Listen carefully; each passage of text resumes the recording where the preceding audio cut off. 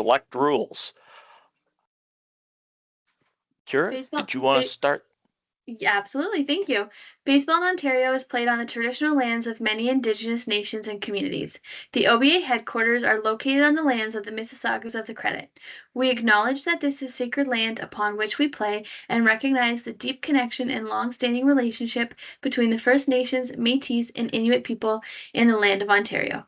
We are deeply honored and grateful to have the opportunity to be in this place which has been taken care of by Indigenous people since time immemorial and is territory of over 120 Indigenous nations.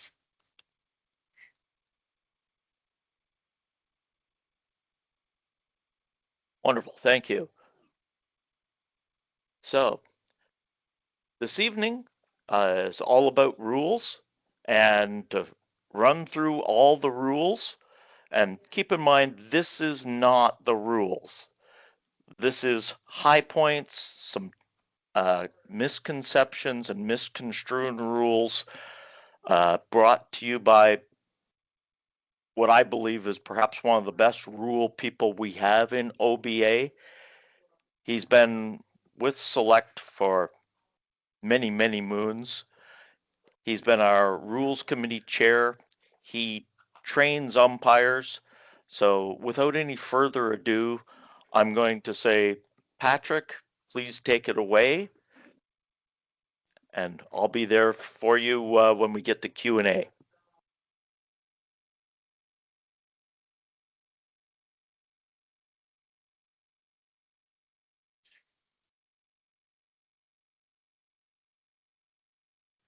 Hey, how's that? Can everybody hear me now? Gotcha. All right. Sorry, I just was muted there. I started to say thanks, Scott. One of my, I apologize for my hoarse voice tonight. I just ran two umpire camps yesterday and today, and a baseball practice this morning. So it was a big strain on the old voice in this weekend. So bear with me while we go through this. As Scott mentioned, the rules we're looking at are just sort of some of the more interesting ones. Not all of the rules are going to be covered during this session. Clearly, all of our rules are listed in the On Deck app, and you can see them all on mobile or on your laptop.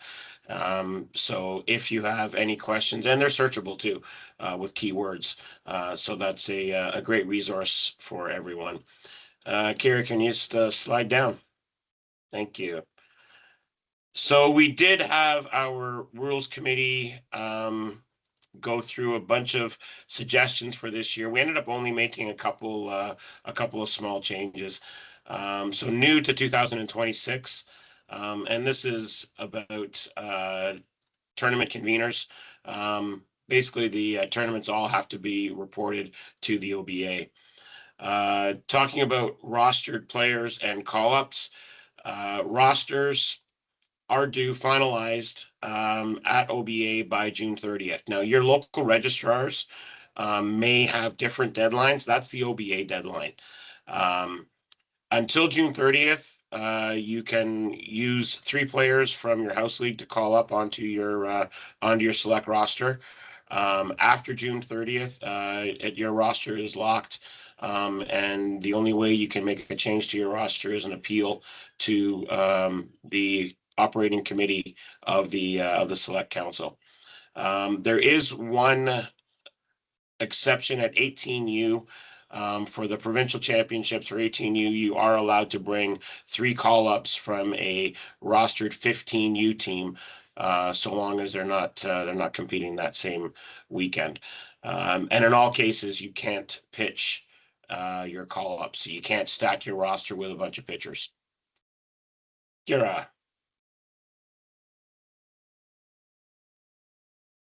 So who can coach? That's pretty straightforward. Coaches on any OBA roster from your local are permitted.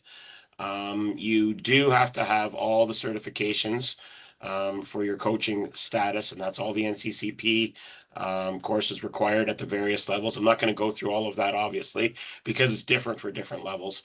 But if, for example, you cannot have a coach present, but you need one, you can have another OBA certified rostered coach from your local, from another roster, come in and fill in on your select roster if necessary. Teams can roster a first aider who can be on the bench. And there are rules around who can be a first aider and the qualifications therefore. But again, you have to put them and identify them on your roster by June 30th. And as we mentioned, coaches have to be certified by June 30th as well. And after the June 30th, OBA publishes a non-certified coach list. And pretty much, if you're not certified by the 30th, there is a process to follow, but it's very onerous and a lot of trouble. So please just get your coaches certified by the 30th. That's the easiest way to go about it. Moving on, Kira. So scorekeeping and pitch counting. Just like on the rep side, home team is responsible for both.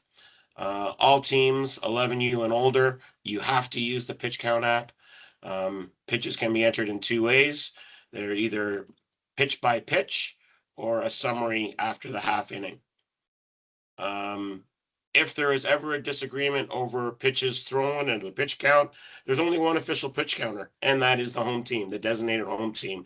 And no protests are permitted in this over this rule. So please have your own designated pitch counter, refer to the official one, and make sure everybody's on board and have the same numbers. Easiest way to do it, check every half inning. Smartest way to do it. You have to close out your games within your pitch count. 20 minutes for tournaments and 24 hours for non-tournament games. And the penalties are noted there. Kira? And who can pitch? Only players listed in the pitch count app can pitch. Only players in the pitch count app can pitch. That's why it's highlighted. Make sure that your rosters are up to date in the pitch count. And the rosters can be amended. Again, we're talking about that June 30th deadline.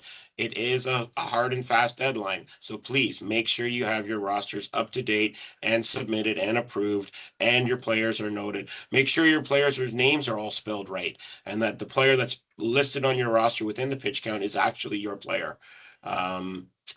And when you are updating your roster, and this is a very important thing too, just because you've submitted your roster to your registrar doesn't mean it's going to make it into the pitch count app. It does take time for the administrative process and those wheels to turn. So please plan ahead. Make sure that you are making sure that you have the timelines appropriate to get all your names into your roster and into your pitch count. Kira? Thank you. Lineup cards. This is very important. And I know people get a little bit lax sometimes with their lineup cards, and they say, well, we're on Game Changer. Everybody can see it. Lineup cards are also for umpires. You need to take that lineup card to the umpire, because the lineup card is the official record. And if there's ever a discrepancy of who is hitting when, it goes back to that piece of paper that the umpire has in their shirt pocket or in their pocket. That is the official lineup card. So please take your lineup card to your plate meeting. Make sure you're listing first and last names and jersey numbers of all players and coaches. Players and coaches. Okay, please. And who is on the lineup card? All able-bodied players present are listed on the lineup card. There's only one exception to this, and that is if you've communicated with the convener, the plate umpire, and your opponent of an injured player who is unable to play a defensive position who might be at the park that day, just cheering on the team. Otherwise, we will expect to have everybody on the card. You cannot short your bench in select. This is not the rep version of baseball. You cannot short your bench. If somebody's there, they are playing.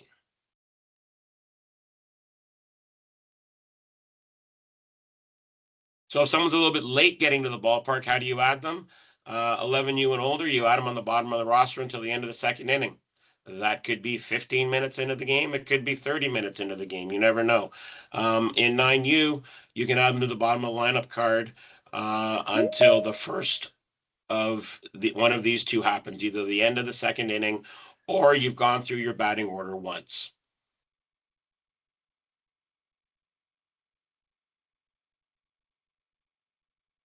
So again, we're going to stress everybody bats, everybody plays defense. You cannot short your bench. All players present are listed on the lineup card. All players on the lineup card must play a defensive position, and they have to play a defensive position the first 2 innings of 4. The first 2 innings of the first 4 innings, everybody on your lineup card, everybody present, has to play a defensive position. The only exception to these is if we end up in a 3-inning mercy, or if there's an injury, or if there's an ejection. There's also a proviso that allows players for a full inning to count, even if they've been taken out to do a pitching warm-up scenario. So if they started the inning and then they come out to go warm up to come in to pitch the next inning, it's deemed that they would have already played a complete inning within that within those 2 or within those 4. And the intentional walks. And this is a little bit different than on the rep side.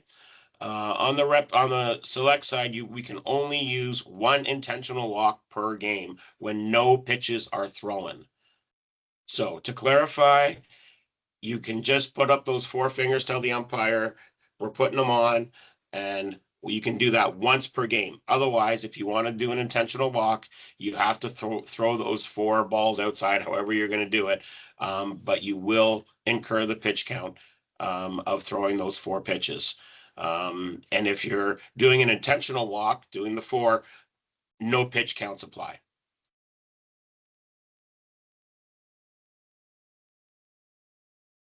Game length, 7 innings or time limit. All games are 7. There is the curfew, i.e. no new inning. For 9U to 13U, it's 1 hour and 45 minutes, no new inning. For 15U and older, it's 2 hours. Mercies always apply. And if we're ever in a situation where we're in a championship game, and a championship game can be where a title can be won, it's played 7 full innings with no time curfew. In sanctioned tournaments, there may be ties allowed, but you'll get your individual rules from those tournaments. But everything above applies to the OBA double knockout format tournaments. And there is also a 3-game minimum format that does permit ties. And we're piloting that 3-game minimum format again this year. So if you might come across that, but again, those rules will be explained to you Labor Day weekend.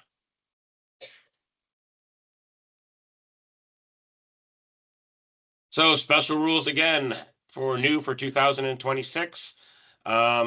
Game ending mercies.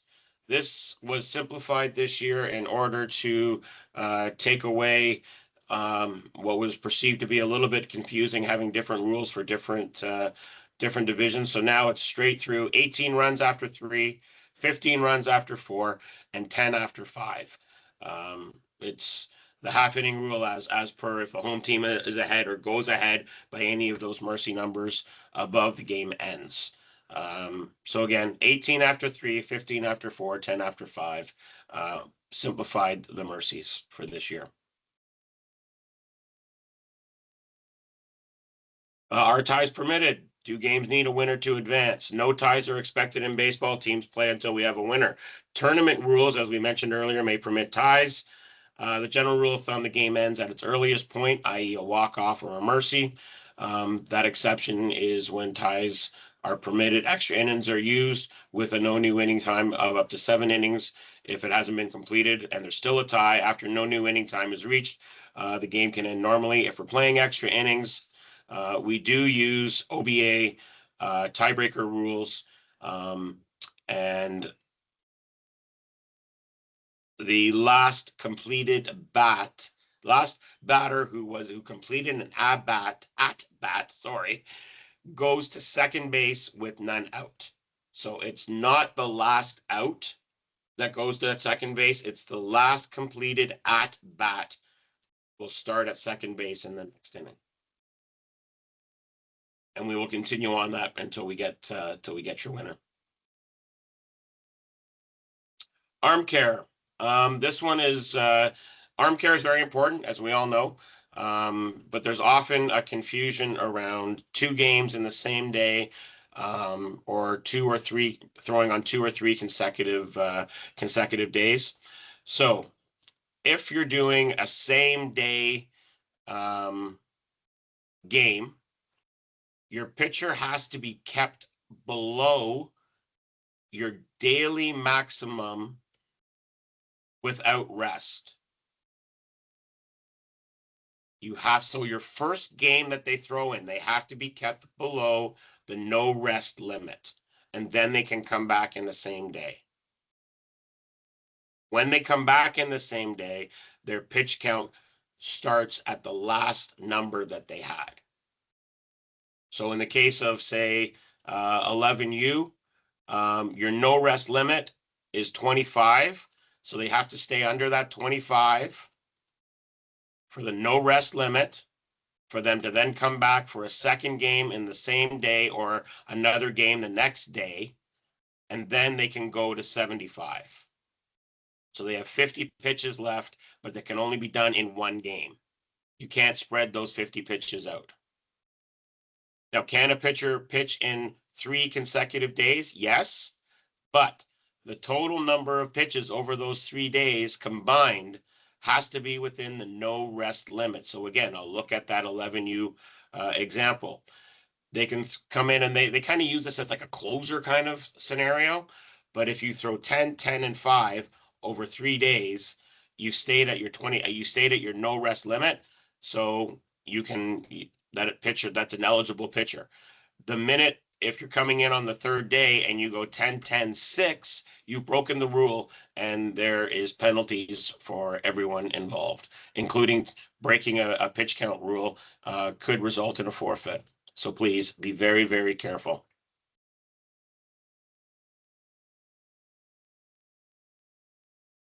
So there is a protection that you can call threshold. So the last batter, you can call like a last batter at a threshold level when your pitcher's getting to any number of thresholds for days rest. But we'll use the no days rest as an example again. So 25, before pitch number 25 is thrown, to use this rule, you have to make the announcement that you're calling that threshold, and this is going to be this pitcher's last batter. And they can go over that 25, but that's it, just for finishing the batter off. And we stopped counting at 25. So this is akin to when you get to your max, you're allowed to finish a batter at your max. So they've just added this version in to threshold pitching. We had this last year as well, and it worked very well. So this is just a reminder of an existing rule. Kara? Penalties, like I said, they're pretty big. There's forfeits and there's game suspensions. If a violation is found in game, it's a forfeit. If a violation is found post game, no forfeit, but it's a double suspension for the head coach. The other rules are there. I really don't want to have to go through all this stuff, because just honor the rules and follow the rules, and you won't get in trouble. Max runs per inning, 9 to 13. Each half inning ends at 9U after 7 runs or 3 outs. That's the 9U. We're going to get into a bunch of special 9U rules very shortly. 11U and 13U.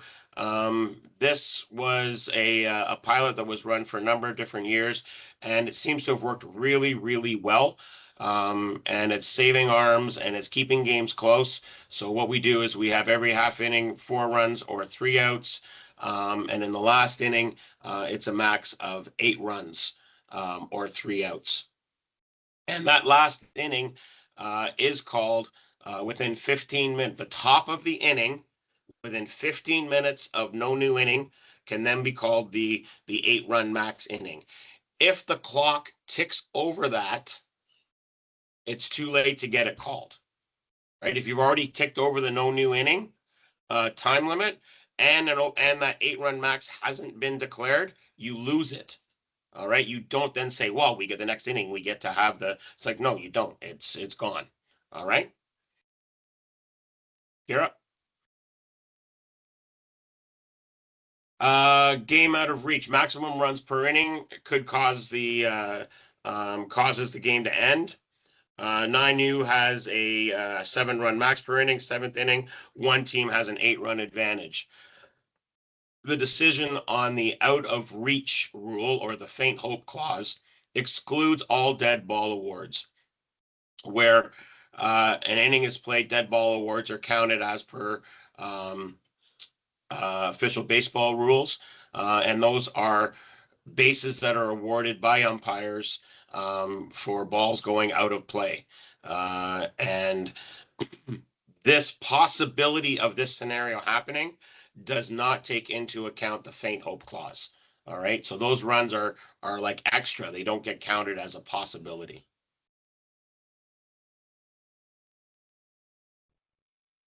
All right. 9U. We got a few slides now going into the 9U.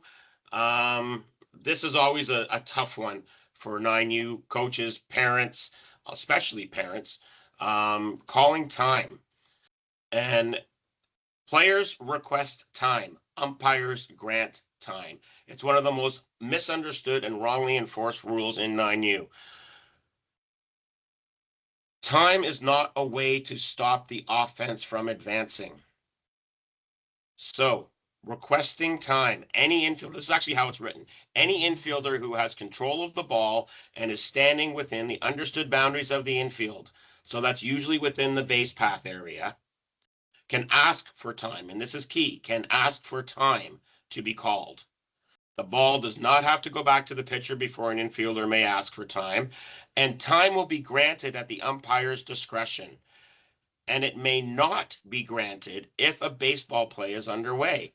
If runners continue to advance or retreat to the base, the umpires will not and should not call time until those runners stop moving. The only way to stop that runner from moving is to get that ball in front of them somehow, or get the ball into a position that the runners won't advance. You cannot come running into the infield, little kids throwing their arms up, yelling, time, time, time, time, and time is automatically granted. That is not the way the rule is written.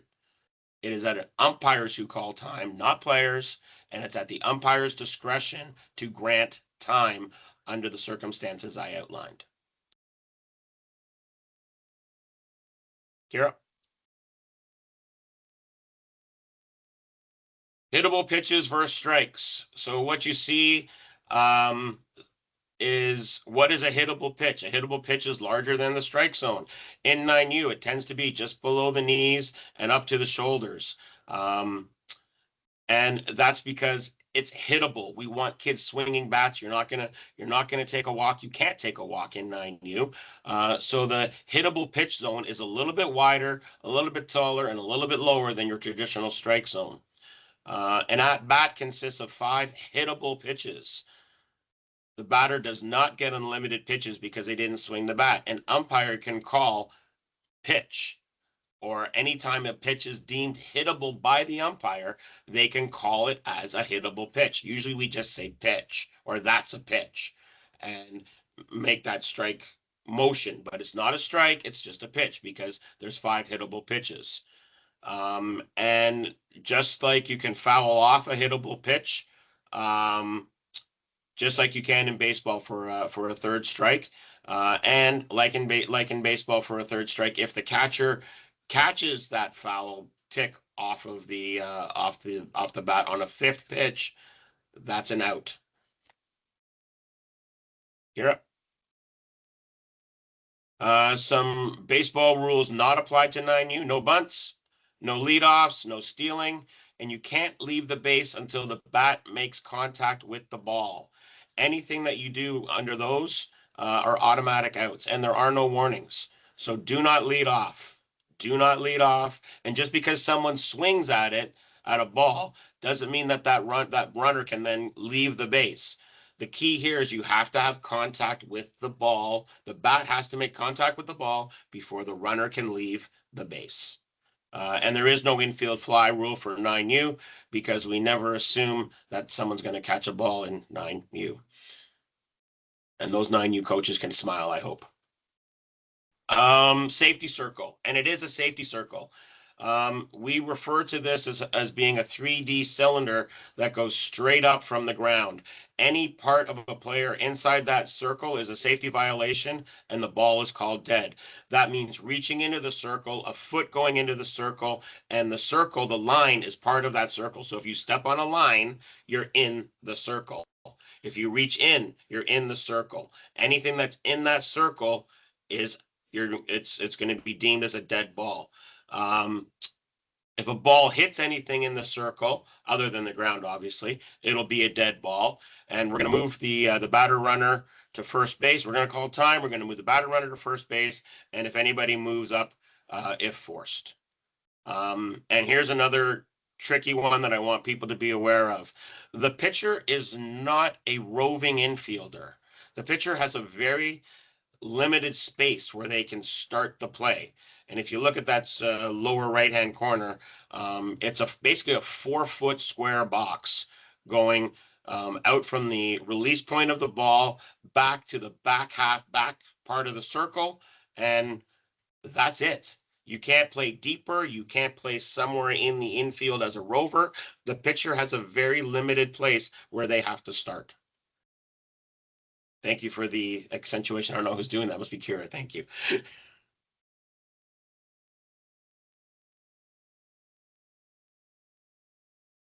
So moving runners around on the 9U, a batted ball contact or a player enters a safety circle to retrieve a batted ball. The batter is awarded first base and all runners advance if forced. Now a throw-in ball that does not or that hits something inside the circle, or if a player reaches into the circle to catch a throw-in ball or to retrieve a throw-in ball if it stops inside the circle, the awards are as per Ontario baseball rules, or sorry, official baseball rules, as if it was thrown out of bounds into a dead ball zone. So that would be the award based on time of throw. And your umpires should be aware of that, especially since I just taught some of them in the last couple of days. Warnings and ejections. Coaches are responsible for their team and their spectators. Warnings are verbal. They require no reports. Ejections means the coach, even if their kid is on the diamond, has to leave the field and go to the parking lot and make sure that your kid is taken care of by somebody else if you have a son or daughter on the team. Umpires must immediately after the game report verbally to the on-site convener because then additional suspensions may need to be applied. And the on-site convener makes a decision about where that next game suspension is going to be served. Sometimes they are sensitive and will let them let the coaches stay in the park, but they cannot have any contact with their team, but that's up to the on-site convener to make a decision.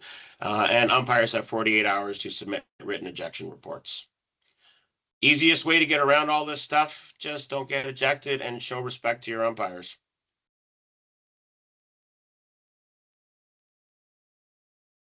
Speaking of respect, players treat everyone with respect. Coaches, be a good example. And parents, cheer for everyone and set an example for everyone as well. People look up to, little people look up to big people. And if big people are doing things that big people probably shouldn't be doing, little people will start doing the same thing that big people are doing. I had an experience last season where parents were booing, and then a bunch of 10-year-olds started booing the other team as well. Totally unacceptable. But the little kids wouldn't have been booing if the parents didn't boo. So please set an example for little people.